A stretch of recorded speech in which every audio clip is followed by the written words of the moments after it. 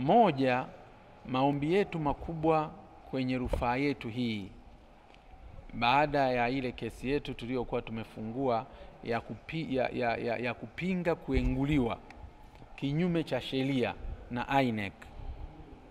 Sababu mlolongo wote huo kwa watu wote ambao wanaendelea kusikiliza shauri hili kwamba si tulienguliwa kwa kweli kinyume cha sheria. Unaweza kusema tulienguliwa kienyeji.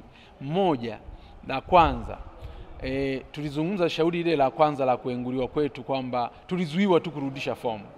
Na nikafafanua nikasema kwamba haikuwa kisheria, kwamba wewe mgombea wa chama, mgombea ambaye alikizi masharti mpaka akapewa fomu na akatembea na fomu hizo za wadhamini nchi nzima kudhaminiwa, na baadaye akarudi akaapishwa na Mahakama Kuu, na baadaye akalipia gharama ambayo ni milioni 1 kwa ajili ya fomu ya ugombeaji wa urais, na akawa amekamilisha taratibu zote na wadhamini wote nchi nzima, akarudisha fomu yake, kuambiwa na INEC kwamba haruhusiwi kwenda kurudisha fomu hizo. Jambo ambalo tulienda kulipinga mahakamani, na Mahakama Kuu ikaagiza kwamba INEC walituondoa kinyume cha sheria, na hivyo wanatakiwa kuturejesha kwenye wagombea na taratibu zote za kututeua.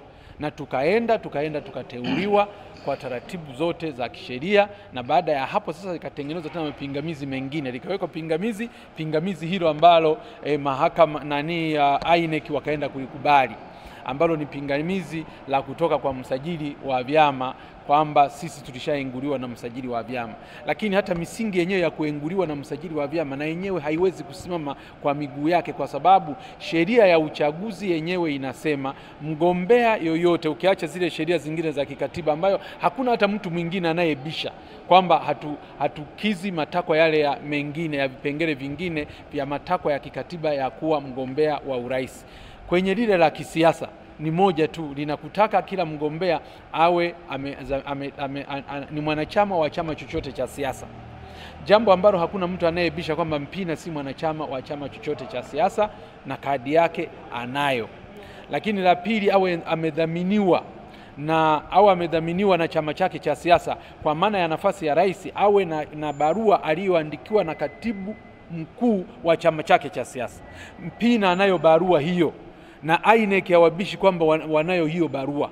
Kwa hiyo hamna rumu nyingine ambayo unaweza kumwengua mgombea ambaye amekamilisha masharti hayo. Na hata walipokuja kutuengua mara ya pili, tumeshajaza fomu, wameshatuteua, tukawekewa pingamizi na mwanasheria mkuu wa serikali. Wakati huo maamuzi ya msajili tumeshamfungulia kesi mahakamani na shauri liko mahakama. Na ndio maana hata siku ile aliponiwekea pingamizi mwanasheria mkuu wa serikali, tuliwaambia Tume Huru ya Taifa ya Uchaguzi kwamba sisi tumeshapeleka shauri hili mahakamani. Kwa hiyo hauwezi kulitumia jambo ambalo liko mahakamani ukalitumia leo kufanya uamuzi. Lakini INEC hawakusikia, hawakuzingatia shauri liko mahakamani, wakaniengua. Na ndio maana tukaenda mahakama sasa tukiwa na mambo makubwa mawili. Moja, kwanza wananiengua kwa jambo ambalo sisi tumelipinga mahakamani. La pili, wameniengua hata bila kunisikiliza.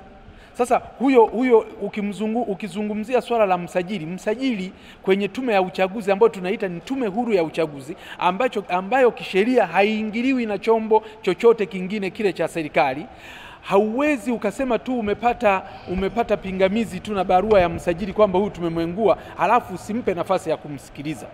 Sasa ukafanya submission ya maandishi, lakini hatukuitwa kuzungumza. Na INEC watuelewe na wasikie na sisi tuna maelezo gani. Kwa mfano, mpaka msajili wa vyama anasema Mpina alijiunga na ST Wazalendo, alijiunga tarehe 5 mwezi wa 8 mwaka 2025. Wakati Mpina alijiunga toka tarehe 29 mwezi wa 7 mwaka wa 2025. Sasa unakuta chombo kikubwa kama hicho cha umma kinaleta maneno ya kumsingizia mgombea kwa faida gani? INEC walipashwa waje wasikilize maelezo yangu, lakini bado sisi tulipeleka barua zetu kama nilivyosema kwenye vikao vya nyuma kwamba kila chama kina utaratibu wake. Hata Chama cha Mapinduzi kina kanuni mbili: kanuni inayosimamia uchaguzi ndani ya chama kwa maana ya viongozi wa chama wa kawaida, na kanuni zinazosimamia wagombea wanaoenda kwenye vyombo vya serikali ambavyo ni mwenyekiti wa kitongoji, mwenyekiti wa kijiji, diwani, mbunge na rais. Kanuni ziko tofauti tofauti, na sisi huku kwenye chama cha ACT Wazalendo tunazo kanuni hizo mbili. Kanuni moja inasimamia uchaguzi wa ndani, lakini tunao mwongozo unaotajwa ndani ya katiba ambao unasimamia viongozi wa serikali. Kwa hiyo tulifanya hivyo kwa ukamilifu, kanuni zetu ziko sawasawa. Mambo yanayoletwa na msajili wa vyama vya siasa ni ya kutusingizia kwa sababu